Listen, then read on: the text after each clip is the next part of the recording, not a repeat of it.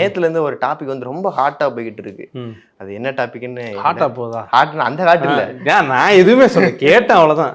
Talk of the down அப்படின்பாங்கல்ல, அந்த மாதிரி ரஜினி படத்துல இருந்து சுந்தர்சி அவர் விலகுனதுதான் நேத்துல இருந்து ரொம்ப. அது வந்து ரஜினி சார் படம் கிடையாது, கமல் சாருடைய படம். கமல் சார் ப்ரொடக்ஷன் பண்றாரு. கமல் சாருடைய படமும் கிடையாது, ரஜினி சாருடைய படம். இந்த மாதிரியான குழப்பங்கள்னாலதான் அவர் வந்து போயிருக்காரு.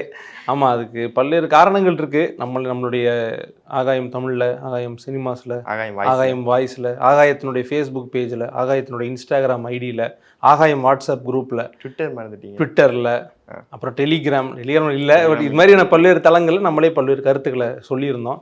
ஆயமுடைய போலிங் செக்ஷன்ல, கமெண்ட்ல, அதை எடுத்து ஷேர் பண்றதுல, நம்ம ஸ்டோரி போட்டதில், இப்படி நம்மளே பல்வேறு கோணங்களில் அதை பேசியிருந்தோம். அதுக்கான காரணங்களை பல்வேறு பத்திரிகையாளர்களும் சொல்லியிருந்தாங்க. அதனால் நம்ம அதை திரும்ப சொல்ல வேண்டாம்.